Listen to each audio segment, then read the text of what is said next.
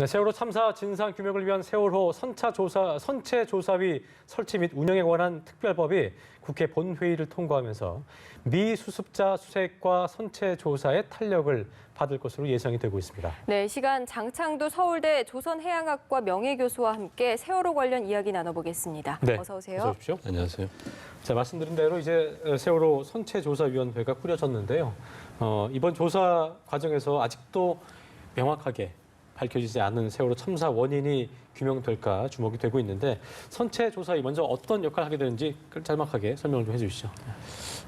국회 추천 5명, 그다음에 유가족 추천 3명, 그래서 네. 도합 8명이 10개월 정도 조사를 하고 그 이후에 연장도 가능합니다. 예. 주로 뭐 침몰 원인에 관한 규명이 가장 중요하다 보겠죠. 그렇다면 이제 그동안 문제가 되었던 그 방향타 그 급변침에 관한 이야기, 그다음 화물 또 고박에 관한 이야기, 뭐 이런 쪽에 대해서 아마 그 보건성을 상실하게 만든 직접적인 원인이 무엇인가 이걸 아마 조사하기 위해서. 저희가 뭐 이렇다 저렇다 많은 설들이 있지만 전문가들이 모여서 이런 것 같다라고 추측을 이제 좀 정리를 하는 거, 의견을 모으는 거라고 봐도 되겠죠? 그런 부분이죠. 예. 의견 모을 뿐만 아니라 실제적으로 구체적인 증거에 입각해서 결론을 내리기 위해서 네. 위원회 구성된 걸로 알고 있습니다. 알겠습니다. 예. 네. 자, 어제 반잠수식 선박 가판이 세월호 주변에서 발견된 유골이 사람의 것인 줄 알았더니 동물의 뼈였습니다. 그래요? 돼지뼈로 추정된다고 하는데 왜 거기 있었는지 좀 추측을 해볼 수 있을까요?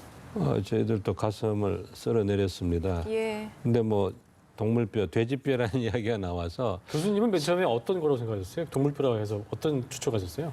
뭐 저는 설마하니 그 돼지를 데리고 들어가서 성선하고 그러지는 않았을 것 같고 혹시 식자재가 아니었나 그런 생각을 해봤습니다. 근데 우리가 보통 식자재 같은 경우는 뭐 돼지 같은 경우는 뼈를 이용해서 한다는 거 물론 이제 그건 뭐 저희가 자세히 알 수는 없겠습니다만 저희도 그래서 이제 이경태 기자 리포트에 이 뼈가 왜 있었냐라는 게 있는데 추측은 따로 이렇게 교수님도 되시는 게 없으시죠? 네, 없습니다. 저는. 알겠습니다. 일단 이건 뭐 지켜봐야 될 부분인 것 같고요. 자, 창문과 출입구, 추가로 낸 구멍 등 이제 선체 곳곳에 뚫린 부분이 수백 개에 이른다 그래요. 그래서 유실 방지 조치가 좀 부실했던 게 아니냐 이런 우려까지 나오고 있는데요. 유실 방지를 위해서 추가 대책이 좀 필요해 보입니다. 어떤 것들이 좀 필요하다 보십니까? 뭐 우현은 실제로 건물망을 다 설치했는데 좌현 쪽은 그 해저에 붙어 있었기 때문에 그렇죠. 내부에서 설치하지 않으면 설치할 수가 없었거든요. 근데 내부에 접근이 쉽지 않았기 때문에 어느 정도 어쩔 수 없는 부분이다. 어쩔 수 없는 불가피한 부분이 있지 않았나 싶은데 예.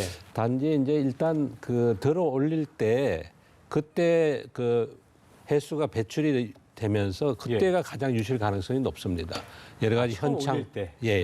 지난번에 들어 올릴 때 13m까지 올릴 때. 그때. 들어 올릴 때 그때 아마 유출이 일어났다면 가장 많이 일어났고 지금은 이제 선체 위에 있으니까 주위에 그물망을 쳤기 때문에 하고요. 네. 그래서 추가 유실 가능성은 없다고 봅니다. 네. 또 세월호 인양 과정에서 기름이 많이 흘러나와서 또 주변 양식업을 하시는 분들에게 피해가 또 크다고 하는데요. 정부가 대비책 없이 자연 배수 작업을 진행해서 이런 일이 커졌다 이런 지적들이 그렇습니다. 또 있습니다. 어떻게 보십니까? 뭐 불가피했다고 봐야 일단 될까요? 그것도 일단 배 무게를 줄이기 위해서 성공을 했는데 구멍을 뚫고 보니까 문제는 이제 그 배에는 탱크가 이제 몇 가지가 있는데 첫째 평형수 탱크가 있습니다. 이 배의 균형과 상하 높이 조정하기 위해서. 그다음에 두 번째가 청수 탱크라고 그래서 그 마실 물을 실는 탱크가 있고요. 그다음에 세 번째는 이제 그 연료 탱크가 있는데 근데 문제는 그 평형수나 이런 청수 탱크라고 생각하고 뚫었는데 거기에도 기름이 유출이 되니까 좀 그 난감해서 아마 도로 막고 일부 남아있는 상태에서 이동하게 되지 않을까 그렇게 잘 이해가 안 가는 게 그 아무리 큰 배지만 기름이 실려 있는 곳이 딱 정해져 있지 않아요? 맞습니다. 일반 배치도에 나와 있기 때문에 몇 번 프레임에서 몇 번 프레임 사이가 그렇죠. 뭐가 있다는 게 나와 있는데 그래서 여기는 아닐 곳에서 뚫었는데 기름이 나온다. 이거는 뭐 어떻게 그게 해석해야 저도 돼요? 좀 이해가 안 가요. 청수 탱크나 그 발라스트 그 평형수 탱크에서 그 기름이 유출된다는 거는 2차적으로 어떻게 넘쳤는지 뭐 예. 파손이 부분적으로 파손이 일어날 수는 있습니다. 해저 충격을 통해서 파손이 일어나서 아마 기름이 그 침투했을 가능성은 있습니다. 어쨌든 이런 부분들도 선체조사위원회가 예, 좀 맞습니다. 확인을 해야 될 부분인 것 같고요. 자, 세월호로 실은 반잠 수직 선박 예정대로 내일 출항하게 되는데 이게 좀 지연될 수도 있다는 예상도 나오기도 하고요. 예. 자, 목포 신안까지 105km 거리를 8시간 동안 좀 가게 되는데 이게 그냥 직진 항로가 아니고 이제 구비구비 예, 가야 맞습니다. 돼서 예. 상당히 좀 변수가 예상이 되는데요. 우려되는 점이 교수님 보시기에는 이런 점은 좀 조심해야겠다 이런 부분이 있다면 어떤 게 있을까요? 지금 뭐 그 해수나 기름을 좀 덜 뺐기 때문에 무거워진 부분은 별 문제가 없다 봅니다. 이게 7만 2천 톤을 감당할 수 있는데 뭐 세월호가 11,000톤 정도 된다 하더라도 너건이 감당을 할 수 있는데 그 목포 예. 신항에서 감당할 수 있는 게 72,000톤이다. 예, 그렇습니다. 예. 아니, 잠수선이요. 잠수선에 잠수선이? 예, 실을 예, 수 예. 있는. 그러니까 이제 힘이 딸리거나 속도가 늘어질 염려는 없습니다. 그런데 이제 단지 하나 배 위에 배를 업은 상태 아닙니까? 그렇죠. 네. 일반 화물과 달리 그 화물의 중심이 높아집니다. 그러니까 배 전체가 일체가 돼서 중심이 높아지면 그만큼 보건성이 약해지는 거죠. 그러겠네요. 게다가 또 한 가지는 이제 지금 해수를 다 못 빼고 기름도 다 못 뺐기 때문에 이것이 출렁출렁하게 됩니다. 소위 그 자유표면이라 그러는데 그렇죠. 출렁출렁하게 되면 그것도 중심이 올라가는 효과가 있습니다. 그래서 그러니까 배 전후의 그 보건성이나 좌우의 보건성을 좀 손상할 수 있는 그런 염려가 있기 때문에 특별히 이제 나쁜 것은 파도거든요. 해상 상태인데 오늘 파도가 일어나서 작업도 중단했다고 그러기 때문에 내일 이동할 때는 정말 하늘이 도와서 해상 상태가 잠잠했으면 안 좋겠습니다. 좋다면은 움직이기가 좀 어려울 수도 있는 거죠. 그렇죠. 해상 상태가 아주 안 좋다면 좀 하루 연기를 하더라도 안전한 게 중요하니까요. 예, 알겠습니다. 자, 반잠 수식 선박이 이제 목포 신항에 도착을 하면 세월호 내부에 남아 있는 뭐 바닷물도 있을 테고 기름 다 이제 제거하는 작업을 해야 될 텐데 이 부분에서 어려운 부분은 없을까요? 어떤 부분을 좀 조심해야 된다고 생각하십니까? 일단 신항에 도착하게 되면 또 내해가 오염되면 안 되니까 그렇죠. 제 생각에는 일단 거치대 위에 올려서 해수는 배출해도 되겠는데 예. 기름 배출은 일단 육상 거치대에 올린 다음에 그다음에 뭐 기름통을 준비하든지 해서 기름을 그 유출시키는 것이 아마 그 오염을 막는 데 아주 요긴하지 않냐 그렇게 생각이 됩니다. 그렇군요. 네. 이게 그 세월호를 반잠 수직 선박에서 분리해서 육상으로 옮긴다고 하더라고요. 그 트랜스포터를 이용해서. 네.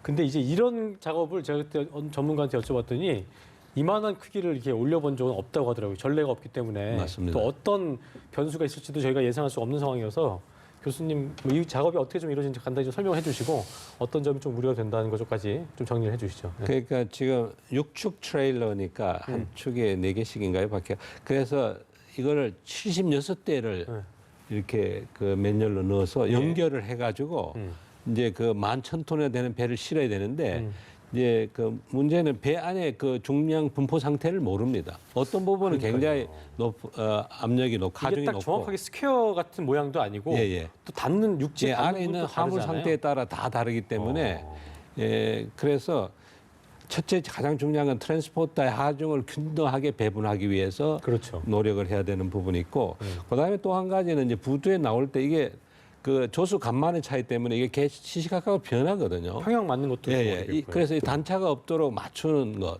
근데 이걸 뭘로 맞추느냐 하면 평형수를 갖고 물을 더 빼거나 넣어주면서 맞추니까 이게 실시간으로 이걸 맞춰가면서 작업을 해야 되니까. 근데 문제는 뭐냐면 맞춰줄 수는 있지만 이걸 천천히 오래 옮길 거 아니에요. 이게 8시간 걸린다는데 예, 그 사이에 그때 또 움직여버리면 해수면이 또 바뀌죠. 조수 간만 때문에. 예. 근데 그것까지 감안해서 실시간으로 야. 이 그 물을 빼야 되니까 굉장히 고난도의 작업, 진짜 고난도겠네요. 예, 작업이 필요합니다. 네. 그렇군요. 자, 이제 미수습자 수습도 문제니까 세월호를 또 통째로 수색할 것인가 아니면 객실만 떼어내서 수색할 맞아요. 것인가 네. 이 부분도 논란이거든요. 우선 먼저 세월호가 지금 좌현 그러니까 왼쪽으로 90도 누워 있는데 만약에 그냥 이 상태로 작업을 한다면 어떤 장단점이 있습니까? 근데 안에 그 여러 가지 화물이라든지 그다음에 이제 일부 그 아마 객실 쪽은 많이 무너져 내렸을 겁니다. 샌드위치 네. 파넬 같은 거는 이제 해수에 3년씩은 있었으면 그러면 아마 접근하기가 굉장히 좀 힘들 겁니다. 그래서 1차 수색을 해보고 그래도 그 9명의 그 미수습자가 그 참 수습하기 곤란하면은 그때는 아마 그 다음 대책으로 뭐 바로 세우든지 그 절단이든지 이렇게 생각을 해야 되지 않을까. 그래서 그림으로는 잘 나오고 있는데 참 그림으로는 참 쉽지만 저렇게 절단해가지고 똑바로 세운다는 것도 저렇게 옮기는 과정에 또 붕괴 우려도 있겠고요. 예. 그런 면에서 저대로 그대로 놔둔 상태에서 교수님 위에서 이제 뭐 헬기를 타고 사람이 좀 로프를 매달고 들어간다든가 뭐 그런 점들을 얘기도 하더라고요. 근데 어떤 게 가장 좀 지금 상황에서는 적합하다라고 좀 보고 계세요? 선체 그 위원회에서 아마 최종적으로 결정을 해야 하리라고 생각합니다만은 그 지금 상태에서는 뭐 그대로 두고 하는 게 가장 좋죠. 유가족들의 입장도 있고 하니까. 그런데 또 성과가 없으면 또 미수습자들의 그 가족들의 아픔도 고려를 해야 되기 때문에 그 부분은 사회적인 합의가 도출이 되고 또 기술적인 부분도 고려해서 종합적으로 합의에 도달한 다음에 시행하는 것이 어쨌든 조급하게 해서는 안 된다. 네. 교수님의 정리였습니다. 예. 네, 지금까지 장창도 서울대 조선해양학과 네. 명예교수였습니다. 오늘 고맙습니다. 고맙습니다. 감사합니다.